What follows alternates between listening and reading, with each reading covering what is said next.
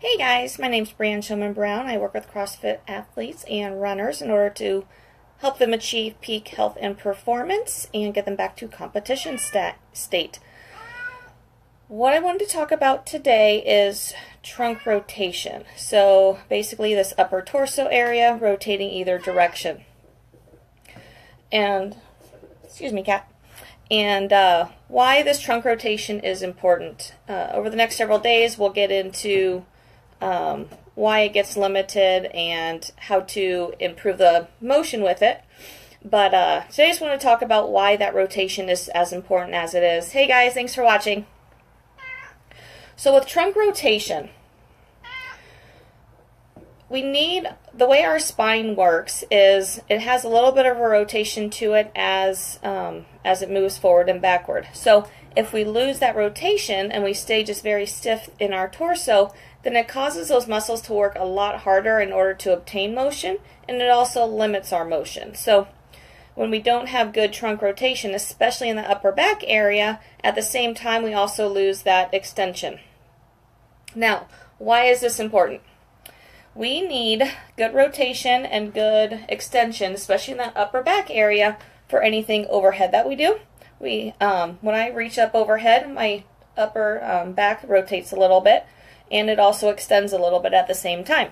So if I don't have that good, if I'm lacking rotation up there, then I'm going to limit my ability to reach overhead. Similarly for when you're running.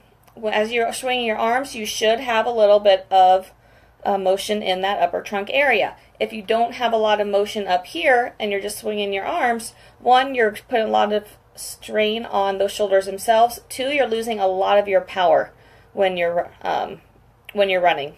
We generate a lot of our power through our arms. We save a lot of energy by using our upper torso as well as our legs when we're running. So those are two big reasons that we need that trunk rotation. Also, just normal day-to-day tasks. You're reaching for things at times, so you're going to turn just your upper body in order to do that. Turn your at your hips in order to do that.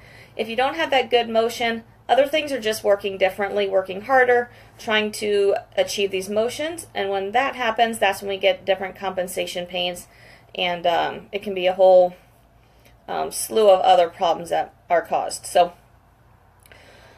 that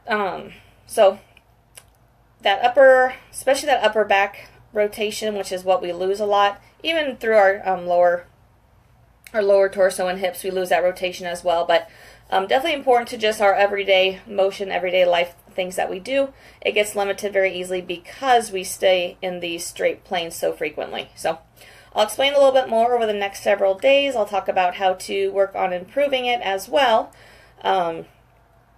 and how to, a lot of times with rotational athletes, they get overly rotated one direction compared to the other, or overly powerful in one direction compared to the other, especially if you think of baseball, golf, anything like that, that is all one directional. So I'll be addressing some different things in relation to all of that over the next several days. So if you have any questions, comments, want to make sure you get all those posts, definitely comment on here and let me know. I'd be happy to tag you in any of those. Any questions, comments, definitely post those on here. I'll get back to you. And as usual, if you have anything specific you want to address with me, I'd be happy to answer any of those questions if you just message me directly.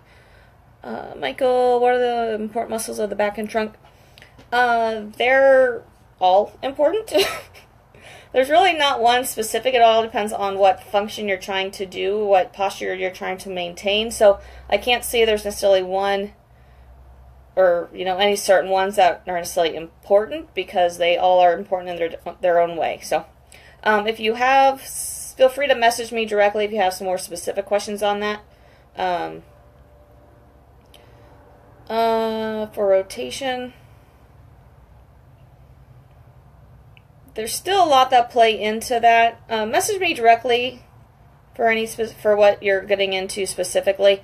I am going to be addressing some of that in the next several days when I actually talk about how to improve the motion, both mobility and stability control wise. So that may answer your question in the next couple days as well. But feel free to message me directly for more specifics on what you're what you're asking there. Anything else, guys? Awesome. I know I'm a lot later on here than normal. Thank you for hopping on with me. And I will talk to you guys again tomorrow. Okay, yeah. I will be talking about that, I think, in like 2 or 3 days. I have my thing lined out. But yeah, I'll then talk about how to improve those motions. So I got you covered there. Hey, Mel. Long time no see. So yeah. Good to see you guys all on tonight. I will talk to you guys again tomorrow. Have a wonderful one. Bye.